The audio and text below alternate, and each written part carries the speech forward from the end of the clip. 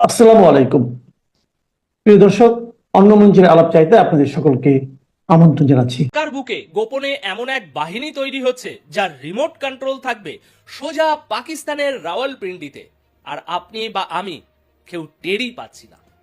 দর্শক, আজ ভারতের গোয়েন্দা সংস্থা বা ইন্টেলিজেন্স এজেন্সি এমন এক ভয়ঙ্কর ষড়যন্ত্রের খোঁজ পেয়েছে যা শুধু বাংলাদেশ নয়, পুরো দক্ষিণ এশিয়ার মানচিত্র বদলে দিতে পারে। ন্যাশনাল আর্মড রিজার্ভ বা এনএআর নামটা ভালো করে মনে রাখুন, কারণ আগামী দিনে এই নামটাই হয়তো বাংলাদেশের ভাগ্য লিখবে। কারা এই 8,000 যুবক? কেন তাদের হাতে তুলে দেওয়া হচ্ছে মারণ অস্ত্র? আর কেনই বা পাকিস্তানের সেনাপ্রধান আসিফ মুনির সরাসরি এদের নিয়ন্ত্রণ করবেন? দর্শক, আজকের এই প্রতিবেদনের প্রতিটি সেকেন্ড, প্রতিটি তথ্য আপনাকে শিউরে উঠতে বাধ্য করবে। এমন কিছু সত্য আজ আপনাদের সামনে আনবো যা মূলধারার মিডিয়াতেও ভয়ে বলা হচ্ছে না। যদি আপনি ভূ রাজনীতির আসল খেলাটা বুঝতে চান, তবে এই প্রতিবেদনটি এক সেকেন্ডও স্কিপ করবেন না, কারণ শেষের বিশ্লেষণটি শোনার পর সত্যি বলছি, আপনি হয়তো আজ রাতে শান্তিতে ঘুমাতেই পারবেন না। তাহলে আসুন সরাসরি ঢুকে পড়ি এই বিস্ফোরক রিপোর্টের গভীরে। দর্শক, আজ আপনাদের জন্য এমন এক, সত্যি বলছি, বিস্ফোরক খবর নিয়ে এসেছি যা শুনলে আপনার পায়ের তলার থেকে মাটি সরে যেতে পারে। পাকিস্তান বাংলাদেশের ভিতরে গোপনে ন্যাশনাল আর্মড রিজার্ভ বা এনএআর নামে সম্পূর্ণ নতুন একটা আর্মি বা বাহিনী তৈরি করছে। আর সব থেকে ভয়ানক বিষয় হলো, এই বাহিনী সরাসরি রাওয়ালপিন্ডি থেকে পাকিস্তানের সেনাপ্রধান আসিফ মুনিরকে রিপোর্ট করবে। দর্শক, প্ল্যানটা হচ্ছে এই নতুন বাহিনী বাংলাদেশের বর্তমান সেনাবাহিনী এবং পুলিশকে সরিয়ে ধীরে ধীরে তাদের জায়গা দখল করবে। দেখুন, আজ ভারতের ইন্টেলিজেন্স এজেন্সির রিপোর্টে একটা বিশাল বড় মাস্টার প্ল্যান ফাঁস হয়েছে।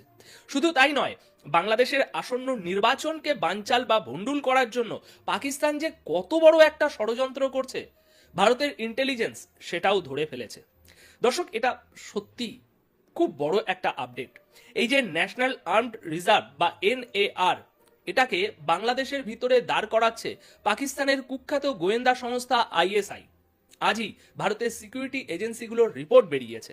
আপনাদের নিশ্চয়ই মনে আছে, আমি প্রায় 1 মাস আগেই আপনাদের জানিয়েছিলাম একটি প্রতিবেদনে যে মোহাম্মদ ইউনুস একটা ইসলামিক আর্মি তৈরি করছেন, যা বাংলাদেশের প্রচলিত আর্মি আর পুলিশকে ধীরে ধীরে রিপ্লেস করবে। এতটাই ধীরে ধীরে কাজটি হবে যে আপনি বা আমি বুঝতেই পারবো না যে কবে কিভাবে কি হয়ে গেল। ঠিক যেমন লেবাননে হিজবুল্লাহ কাজ করে। হ্যাঁ, লেবাননেও একটা সরকার আছে, কিন্তু হিজবুল্লাহ তাদেরও একটি শাসন বা প্রশাসন যাই বলুন না কেন, তাদেরও একটি আছে। তো এখন খবর পাওয়া যাচ্ছে যে এই বাহিনীর প্রথম ব্যাচ হিসাবে 8,000 জনের একটা ইউনিট তৈরি করা হচ্ছে। বর্তমানে বিভিন্ন ক্যাম্পে এদের কড়া ট্রেনিং দেওয়া হচ্ছে, এদেরকে শরিয়া আইনের ওপর পুরোদম্ভর শিক্ষা দেওয়া হচ্ছে। সাথে চলছে মারাত্মক সব অস্ত্রশস্ত্র, আর্মস অ্যান্ড অ্যামিউনিশনের ট্রেনিং। ভারতের ইন্টেলিজেন্স ব্যুরোর ধারণা, এরা প্রথমে বাংলাদেশের পুলিশকে সরাবে এবং পরে আর্মির জায়গা নেবে। এদের মূল উদ্দেশ্য হলো বাংলাদেশে কঠোর শরিয়া আইন বাস্তবায়ন করা। দেখুন, একদিকে আমরা আলোচনা করি যে জামাতের কর্মকাণ্ড দেখার পর বিএনপিকে হঠাৎ করে একটু লিবারেল বা উদারপন্থী মনে হচ্ছে, কিন্তু পর্দার আড়ালে আসলে কি চলছে? আসল খেলাটা হলো পাকিস্তান আইএসআই এবং তাদের আর্মি চাইছে বাংলাদেশের ভিতরে সমস্ত কলকাঠি তাদের নিয়ন্ত্রণে রাখতে। জি হ্যাঁ, এদের মাস্টার প্ল্যান হলো বাংলাদেশের ভিতরে যত কট্টরপন্থী বা র্যাডিক্যাল মাইন্ডসেটের লোক আছে, যাদের পাকিস্তানের প্রতি দুর্বলতা বা টান আছে, তাদের খুঁজে বের করা এবং এই বাহিনীতে রিক্রুট করা। আর এই কাজের জন্য ওরা ইতিমধ্যেই একজনকে বেছে নিয়েছে। নামটা মনে রাখবেন, এই লোকটার নাম হলো আব্দুল্লাহ হিল আমান আজমি। বাংলাদেশ সেনাবাহিনীর একজন অবসরপ্রাপ্ত ব্রিগেডিয়ার জেনারেল। তিনি জামাতে ইসলামীর সাবেক আমির গোলাম আজমের মেজ ছেলে।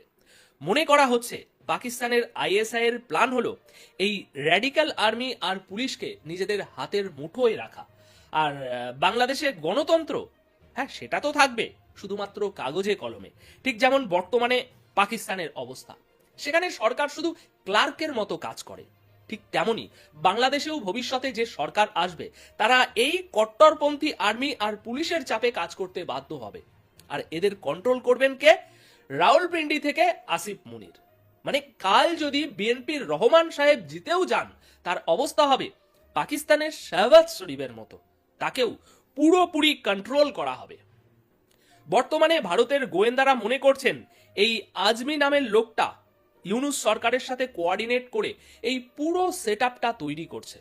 কিন্তু একবার নির্বাচন হয়ে গেলে তাদের প্ল্যান হলো এই আজমিকেই ওই NAR বা ন্যাশনাল আর্মড রিজার্ভের হেড বানানো হবে। সুতরাং ভাবুন একবার, একজন পাকিস্তানি মনোভাবাপন্ন লোক বাংলাদেশের প্যারামিলিটারি ফোর্সের প্রধান হবেন। দেখুন, আমি আগেও আপনাদের জানিয়েছিলাম যে ঢাকার পাকিস্তান এম্বাসিতে বা হাই কমিশনে ISI অফিসারদের ঘন ঘন মিটিং চলছে এখন। দর্শক, ভারতের এজেন্সি এমন একটি মিটিং এর কথোপকথন ট্যাপ বা রেকর্ড করেছে। এটা এখন আর কোনো গোপন বিষয় নয়, পাবলিক ডোমেনে চলে এসেছে বলেই আমি আপনাদের সাথে আলোচনা করছি। গত 23শে ডিসেম্বর, মানে আজ থেকে মাত্র 4 দিন আগে, একটা মিটিং হয়েছিল ঢাকার বনানী অফিসার্স হাউজিং স্কিম, যেখানে পাকিস্তানের সব কূটনৈতিকরা থাকেন। সেখানে এই আজমি আর পাকিস্তানের deputy high commissioner Mohammad Wasim বৈঠক করেছেন। সেখানে ISI এর অফিসিয়ালরাও ছিল বলে ধারণা করা হচ্ছে। ওখানে প্ল্যান করা হচ্ছে নির্বাচনের ঠিক আগে একটা বড়সড় গন্ডগোল তৈরি করার। এই পুরো বিষয়টা ভারতের গোয়েন্দা সংস্থা ফাঁস করে দিয়েছে। দেখুন, আমি তো বলবো আজকের দিনে দাঁড়িয়ে এটা সব থেকে বড় আপডেট। ভারতের এজেন্সিগুলো ঢাকার ভেতরের এই কনভারসেশন আগেই ধরে ফেলেছে, যা এখনো মূলধারার অনেক খবরেও আসেনি। আমি আপনাদের সবার আগে এটা জানাচ্ছি। আর এই ঘটনা প্রমাণ করে যে বর্তমানে ইউনূস সাহেবের আড়ালে পাকিস্তানের ISI কতটা অ্যাডভান্স লেভেলে গিয়ে সবকিছু কন্ট্রোল করছে। ভারতের গোয়েন্দারা মনে করছেন আগামী কয়েকদিনের মধ্যেই ISI তাদের এই প্ল্যানগুলো অ্যাক্টিভেট করা শুরু করবে। আমি 1 মাস আগেই আমার এই চ্যানেলে বলেছিলাম যে ইউনূস একটা ইসলামিক আর্মি বানাচ্ছেন। যারা ভিডিওটা দেখেননি দেখে নিতে পারেন, সেখানে আমি ডিটেলে সব বলেছিলাম, এমনকি কোথায় কোথায় ক্যাম্প হচ্ছে সেটাও জানিয়েছিলাম। এখন এই 8000 সদস্য তো শুধু প্রথম ব্যাচ, এরপর 10 থেকে 12টা ব্যাচকে ট্রেনিং দেওয়ার প্ল্যান আছে তাদের। এখন সবশেষে এই পরিস্থিতি আমাদের এটাই জানান দিচ্ছে যে দর্শক, বাংলাদেশের ভিতরে ভারতের মিলিটারি অ্যাকশন বা সামরিক হস্তক্ষেপের রাস্তা কিন্তু মোটেও বন্ধ হয়নি। আমি গত 2 দিন ধরে পরিস্থিতি ট্র্যাক করছি। ইন্ডিয়ান আর্মির অনেক অভিজ্ঞ প্রাক্তন কর্মকর্তারা, যারা আগে খুব মেপে কথা বলতেন, এখন তারাও খোলাখুলি মিলিটারি অ্যাকশনের কথা বলছেন। তারা বলছেন যে আমাদের বাফার জোন তৈরি করা উচিত। দেখুন, আমি যা সিগন্যাল পাচ্ছি তাতে পরিস্থিতি শান্ত হওয়ার বা ডিএসকেলেট হওয়ার কোনো লক্ষণ দেখছি না। বরং ইন্ডিয়ান আর্মি বা আমাদের সরকার যদি অ্যাকশন না নেয়, সেটাই হবে একটা বিস্ময়কর ব্যাপার। আমার দৃঢ় বিশ্বাস ভারত এখানে চুপ করে বসে থাকবে না, অ্যাকশন নেবেই। আর যদি জামাত জিতে যায়, তবে 200% নিশ্চিত থাকুন যে যুদ্ধ হবেই। কারণ ভারতের চোখের সামনে বাংলাদেশের বুকে এমন একটা ন্যাশনাল আর্মড ফোর্স তৈরি হতে ভারত কিছুতেই দেবে না। তাই আমার মতে পরিস্থিতি যেদিকে যাচ্ছে, আমরা চাইলেও বোধহয় এই যুদ্ধটা এড়াতে পারবো না। তো বন্ধুরা, আমরা শুনলাম যে ভারতীয় গোয়েন্দা সংস্থাগুলো এই পুরো ব্যাপারটা নিয়ে কড়া নজর রাখছে এবং তারা সম্ভাব্য সামরিক পদক্ষেপের কথাও ভাবছে। কিন্তু শুধু কি ভারতই চিন্তিত? বাংলাদেশের সাধারণ মানুষ, যারা শান্তি ও গণতন্ত্রে বিশ্বাসী, তাদের কি অবস্থা? দেখুন, এই যে ন্যাশনাল আর্মড রিজার্ভ তৈরির যে পরিকল্পনা, এটা আসলে বাংলাদেশের সার্বভৌমত্বের উপর এক বিরাট আঘাত। পাকিস্তান ISI এবং তাদের সেনাবাহিনী চাইছে বাংলাদেশকে নিজের হাতের পুতুল বানাতে, ঠিক যেমন তারা একসময় পূর্ব পাকিস্তানের উপর করেছিল। তারা চাইছে বাংলাদেশে এমন এক সরকার বসাতে যারা পাকিস্তানের ইশারায় চলবে এবং দেশের আইন কানুন শরিয়া আইনের মতো করে নিয়ন্ত্রণ করবে। তবে এই পরিকল্পনায় কিছু গুরুত্বপূর্ণ বিষয় উঠে আসছে, যা বাংলাদেশের সাধারণ মানুষের জন্য অত্যন্ত উদ্বেগজনক। দেখুন, প্রথম হচ্ছে গণতন্ত্রের অবসান। ভারতের রিপোর্টে বলা হয়েছে পাকিস্তান চায় বাংলাদেশে একটা নামমাত্র গণতান্ত্রিক সরকার থাকুক, কিন্তু আসল ক্ষমতা থাকবে তাদের তৈরি করা ওই ন্যাশনাল আর্মড রিজার্ভ এবং পাকিস্তানের অনুগত সেনা কর্মকর্তাদের হাতে। এর মানে দাঁড়ালো সাধারণ মানুষ ভোট দিয়ে নির্বাচিত করলেও তারা আসলে স্বাধীনভাবে কাজ করতে পারবে না। তাদের অবস্থা হবে বর্তমানে পাকিস্তানের যে সরকার তাদের মতো, যারা শুধু নির্দেশ পালন করে। কি করে? নির্দেশ পালন করে। বাংলাদেশের মানুষ কি এই জিনিসটা মেনে নেবে? 2, শরিয়া আইনের কঠোর প্রয়োগ। এই NAR এর মূল উদ্দেশ্যই হলো কঠোর শরিয়া আইন কার্যকর করা। এর মানে হলো মানুষের ব্যক্তিগত জীবনে, সামাজিক ক্ষেত্রে এবং রাষ্ট্রীয় প্রশাসনে একটা চরমপন্থী নিয়মকানুন চাপিয়ে দেয়া হবে। এই আইন এখন কতটা সাধারণ মানুষের জীবনযাত্রার সাথে সামঞ্জস্যপূর্ণ হবে বা কতটা তারা এই ধরনের শাসনে অভ্যস্ত, তা এখনই বলা মুশকিল। তবে ইসলামের নামে এই ধরনের কট্টরপন্থী শাসন ব্যবস্থা অনেক ক্ষেত্রেই আমরা দেখেছি মানবতা বিরোধী হয়ে ওঠে। 3, বাংলাদেশকে র্যাডিক্যাল কান্ট্রি বানানোর চেষ্টা। রিপোর্টে স্পষ্ট বলা হয়েছে পাকিস্তানের মূল লক্ষ্য হলো বাংলাদেশকে একটি সম্পূর্ণ র্যাডিক্যাল কান্ট্রি বা কট্টরপন্থী রাষ্ট্রে পরিণত করা। এর অর্থ হলো দেশটি আন্তর্জাতিক অঙ্গনে বিচ্ছিন্ন হয়ে যেতে পারে এবং এখানে মৌলবাদ ও চরমপন্থার বিস্তার ঘটতে পারে। জামাতের মতো দলগুলো যে এই পরিকল্পনার সমর্থক সেটাও স্পষ্ট। এটা বাংলাদেশের ভাবমূর্তি এবং ভবিষ্যৎ প্রজন্মের জন্য অত্যন্ত ক্ষতিকর। 4, নির্বাচনে প্রভাব খাটানোর চেষ্টা। পাকিস্তান শুধু সেনা কাঠামোই নয়, বাংলাদেশের আসন্ন নির্বাচনকেও প্রভাবিত করার চেষ্টা করছে। তাদের উদ্দেশ্য হলো এমন এক সরকার প্রতিষ্ঠা করা যারা তাদের হাতের মুঠোয় থাকবে। যদিও ভারতীয় গোয়েন্দারা বলছেন এই প্রচেষ্টা হয়তো সফল হবে না, তবুও এই হস্তক্ষেপের চেষ্টা বাংলাদেশের গণতান্ত্রিক প্রক্রিয়াকে নষ্ট করার একটা গভীর ষড়যন্ত্র। সুতরাং এখন বাংলাদেশে এক ঐতিহাসিক সন্ধিক্ষণে দাঁড়িয়ে আছে বাংলাদেশ। একদিকে তাদের দীর্ঘদিনের গণতান্ত্রিক আকাঙ্ক্ষা, অন্যদিকে পাকিস্তানের একটা পুরনো ষড়যন্ত্রের পুনরাবৃত্তি। দর্শক, আজকের এই বিশ্লেষণ কোনো সাধারণ রাজনৈতিক গসিপ বা আলোচনা নয়, এটা একটা অশনি সংকেত। দর্শক, ইতিহাস বড় নিষ্ঠুর, সে বারবার ফিরে আসে। আমার দীর্ঘদিনের পর্যবেক্ষণ এবং রাজনৈতিক অভিজ্ঞতা বলছে এই ন্যাশনাল আর্মড রিজার্ভ বা NAR শুধুমাত্র একটি বাহিনী নয়, এটা বাংলাদেশের সার্বভৌমত্বের কফিনে পোতা শেষ ব্রেক হতে পারে। পাকিস্তান জানে সরাসরি যুদ্ধ করে তারা পারবে না, তাই তারা বেছে নিয়েছে কি এই প্রক্সি ওয়ারের পথ। তারা চাইছে বাংলাদেশের DNA বদলে দিতে। আমার আশঙ্কা, যদি এখনই বাংলাদেশের সচেতন নাগরিক সমাজ এবং ভারতের নীতি নির্ধারকরা কঠোর পদক্ষেপ না নেয়, তবে আমরা হয়তো আমাদের চোখের সামনেই একটা ডেমোক্রেটিক স্টেটকে র্যাডিক্যাল স্টেটে পরিণত হতে দেখব। আমি যা দেখতে পাচ্ছি তাতে আগামী দিনগুলো খুব সহজ হবে না। রক্তপাত, সংঘাত এবং ক্ষমতার একটা দীর্ঘ লড়াই হয়তো অপেক্ষা করছে। কিন্তু প্রশ্ন হলো, আমরা কি প্রস্তুত? ভারত কি প্রস্তুত তার সীমান্তে আরেকটা পাকিস্তান তৈরি হওয়া আটকাতে? দর্শক, আপনার কি মনে হয় এই ষড়যন্ত্র কি সফল হবে নাকি জনগণ রুখে দাঁড়াবে? আপনার মতামত নিচে কমেন্ট করে জানান, কারণ আপনাদের মতামতই প্রমাণ করবে আজ আপনারা এই গভীর ষড়যন্ত্র কতটা বুঝতে পেরেছেন। চোখ রাখুন আমাদের চ্যানেলে, কারণ সত্য যত গভীরেই থাকুক আমি তা খুঁড়ে বের করে আপনাদের সামনে আনবই।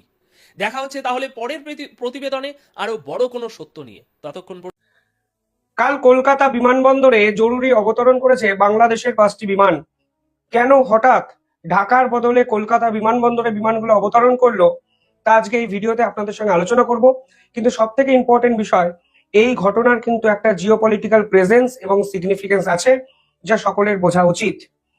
যে ঘটনা সামনে এসছে সেখানে বলা হচ্ছে কুয়েত থেকে ঢাকার উদ্দেশ্যে প্রথমে 2টি বিমান আসছিল এবং পরবর্তীকালে সৌদির আরো একটি বিমান ঢাকার উদ্দেশ্যে রওনা হয় এবং ওয়েটিং লিস্টে আরো 2টি বিমান অবতরণের জন্য অপেক্ষা করছিল। অর্থাৎ প্রথমে কুয়েতের থেকে যে 2টো বিমান আসছিল সেটি অবতরণ করত, এরপর সৌদি থেকে ঢাকার উদ্দেশ্যে যে একটি বিমান আসছিল সেটি অবতরণ করতো এবং পরবর্তীকালে মিডিল ইস্ট থেকে আরো 2টি বিমান আসছিল যেটি ঢাকার শাহজালাল যে এয়ারপোর্ট আছে সেখানে অবতরণ করত। রাত 1টার সময় প্রাথমিকভাবে ল্যান্ডিং টাইম কিন্তু দেওয়া হয়েছিল বিমানগুলোকে এবং বিমানগুলো কিন্তু তখন যে রানওয়েতে ল্যান্ড করার কথা ছিল সেগুলোতে এত কুয়াশা ছিল যে সেগুলো ল্যান্ড করার জন্য অপেক্ষা করছিল মাঝ আকাশে। আপনারা জানেন যখন রানওয়ে ক্লিয়ার না থাকে তখন বিমান মাঝ আকাশেই কিছুটা সময় কাটায়। এবার এই সময় কাটাতে কাটাতে পিছনে যে বিমানগুলো ছিল অর্থাৎ অতিরিক্ত আরো 4টি বিমান, সেগুলোও কিন্তু প্রথম কুয়েতের থেকে আসা বিমানটির পিছনে ওয়েট করতে শুরু করে। ফলে হঠাৎ করে মাঝ আকাশে ট্রাফিক জ্যাম হয়ে যায় বাংলাদেশে। মানে একটি বিমান যদি ল্যান্ড না করে তাহলে রানওয়েটি ফাঁকা হবে না। ফলে ওই রানওয়ে যদি ক্লিয়ার না হয় তাহলে পরবর্তী বিমানগুলোকে স্বাভাবিকভাবেই নামার পারমিশন দেওয়া হবে না। প্রাথমিকভাবে যে তথ্য সামনে এসে সেখানে বলা হচ্ছে এই যে ডিলেটি হয়েছে তা হলো ভিজিবিলিটি কম থাকার জন্য। অর্থাৎ আর রাত 1টার সময় কুয়াশা এতটাই বেশি ছিল এই বিমানবন্দরগুলোতে যে কোনো অবস্থাতেই পাইলট ল্যান্ডিং এর জন্য প্রস্তুত হতে পারছিলেন না, এবং বিমান কিন্তু বড়সড় দুর্ঘটনার কবলে পড়তো, কারণ দীর্ঘক্ষণ মাঝ আকাশে এইভাবে বিমানকে কিন্তু ওড়ানো সম্ভব নয়, জ্বালানির জন্য জ্বালানি শেষ হতে পারে। ফলে হঠাৎ করেই পাইলট কিন্তু কলকাতা বিমানবন্দরে এমার্জেন্সি ল্যান্ডিং এর পারমিশন চান, এবং কলকাতা বিমানবন্দরের আধিকারিকরা কিন্তু প্রাথমিকভাবে চমকে যায় যে হঠাৎ করে ঢাকা থেকে ঢাকার উদ্দেশ্যে বিমানগুলো কেন বাংলাদেশে আসতে চাইছে। কারণ দুই দেশের মধ্যে এখন সম্পর্ক এতটাই জটিল যে স্বাভাবিকভাবেই ঢাকার উদ্দেশ্যে একটা বিমান কলকাতায় আসতে চাইছে, এটাই তো এখন সব থেকে বড় প্রশ্ন। বিশেষ করে বাংলাদেশ জুড়ে যেভাবে ঢাকা না দিল্লি, দিল্লি না ঢাকা, 7 সিস্টার্স, শিলিগুড়ি করিডর, এই ধরনের হুমকি হুঁশিয়ারি দেখা যায়, সেখানে ঢাকার বিমান কলকাতা বিমানবন্দরে ল্যান্ডিং এর পারমিশন কেন চাইছে, সেই প্রশ্ন কিন্তু প্রাথমিকভাবে উঠতে শুরু করে, এবং স্বাভাবিকভাবেই অনেক নেগেটিভ প্রশ্ন কিন্তু ওঠে। কিন্তু পরবর্তীকালে কলকাতা বিমানবন্দরের আধিকারিকরা এবং ভারতের যে এভিয়েশন ডিপার্টমেন্ট সম্পূর্ণ মানবিকতার খাতিরে যাত্রীদের বাঁচানোর জন্য ল্যান্ডিং এর পারমিশন দেয়। পরবর্তীকালে কুয়েতের দুটি বিমানের পাশাপাশি সৌদি থেকে আসা একটি বিমান এবং পরবর্তীকালে আরো দুটি বাংলাদেশগামী বিমানও কিন্তু অবতরণের অনুমতি কালকে ভারত সরকার এবং কলকাতা ডিপার্টমেন্ট কলকাতা এয়ারপোর্ট দিয়েছে। এবার প্রশ্ন হলো, যদি কলকাতা এই ধরনের পারমিশন না দিত তাহলে কিন্তু বাংলাদেশের এই 5টি বিমান বড় সড় দুর্ঘটনার কবলে পড়তো, এবং আপনারা বুঝতেই পারছেন মাঝ আকাশে 5টি বিমান চক্কর কাটছে, জ্বালানি শেষ, এবং শাহজালাল এয়ারপোর্ট ল্যান্ডিং এর পারমিশন দিচ্ছে না, কারণ রানওয়ে ব্লকড, কুয়াশা আবৃত। রানওয়ে যদি ওই অবস্থায় যদি ল্যান্ড করে তাহলে পাইলট স্বাভাবিকভাবেই বিপদে পড়বেন, কারণ রানওয়ে কোথায় শুরু কোথায় শেষ, শীতকালে এটা কিন্তু মেজর একটা সমস্যা। ফলে অনেক ক্ষেত্রে জিপিএস সমস্যা দেখা যেতে পারে মাঝ আকাশে। ফলে সব মিলিয়ে কালকে ঢাকার এই 5টি বিমানকে কিন্তু বাঁচালো ভারত, এবং কলকাতা বিমানবন্দরে তারা পারমিশনের অনুমতি পায় রাত 1টার কিছুটা পরে, এবং রাত 3টের পরে সেই বিমানগুলো ফের বাংলাদেশের উদ্দেশ্যে রওনা হয় কলকাতা থেকে। এবার যারা সব সময় ভারত বিরোধিতায় মগ্ন, বাংলাদেশের সেই ছাত্র নেতারা এই ঘটনার পরেও কি বুঝবেন ভারত তাদের শত্রু নয়? কিছুদিন আগে ভারতেও এই ধরনের একটা বিপর্যয়ের ঘটনা আমরা দেখেছিলাম। একটি বিমান মাঝ আকাশে একটি সমস্যায় পড়ে, এবং পাকিস্তানের এয়ার যে স্পেস আছে সেটায় ঢোকার পারমিশন চাওয়া হয়, কিন্তু পাকিস্তানের পক্ষ থেকে কিন্তু পারমিশন দেওয়া হয়নি ভারতের বিমান। সেই বিমানে কিন্তু প্রায় 200 জন যাত্রী ছিলেন, এবং সে সময় পাইলট অসীম দক্ষতা এবং সাহসের সঙ্গে বিমানটিকে ভারতে কিন্তু অবতরণ করাতে পারেন। কালকে যে ঘটনা ঘটেছে তা কিন্তু জিওপলিটিক্যাল সিগনিফিকেন্সটাও মারাত্মক। ভারত কিন্তু বাংলাদেশ সরকারকে স্পষ্ট বুঝিয়ে দিল যে আমরা কোনো অবস্থাতেই তোমাদের সঙ্গে যুদ্ধ বা লড়াই করতে চাই না, আমরা বাংলাদেশের সঙ্গে সৌভ্রাতৃপূর্ণ সম্পর্ক রাখতে চাই। কিন্তু দিনের পর দিন তোমাদের কিছু ছাত্র নেতা অপরিপক্ক রাজনীতি করতে গিয়ে ভারতের বিপক্ষে একাধিক স্টেটমেন্ট দিচ্ছে, একাধিক ষড়যন্ত্রমূলক উস্কানিমূলক কথাবার্তা বলছে, যা আসলে ভারতের জাতীয় সুরক্ষার সঙ্গে বড়সড় থ্রেট তৈরি করছে। ফলে আজকের দিনে দাঁড়িয়ে এই ঘটনা আসলে ভারত স্পষ্টভাবে মোহাম্মদ ইউনূসকে বুঝিয়ে দিল যে নয় আমাদের সঙ্গে সৌভ্রাতৃপূর্ণ সম্পর্কে আসুন, নয় আপনারা পানিশমেন্টের জন্য নিজেদেরকে তৈরি করুন। এই মুহূর্তে বাংলাদেশের যে অবস্থা, তাতে মোহাম্মদ ইউনূসের দীর্ঘমেয়াদী থাকার আর কোনো সম্ভাবনাই নেই। তারেক রহমান বাংলাদেশে ফিরেছেন 17 বছর পর। বাংলাদেশের ছাত্রদের নিয়ে তৈরি এনসিপি ছাত্র দল, তারা এতটাই বিপাকে পড়েছে যে তারা শেষ পর্যন্ত জামাতের সঙ্গে জোট করতে বাধ্য হচ্ছে।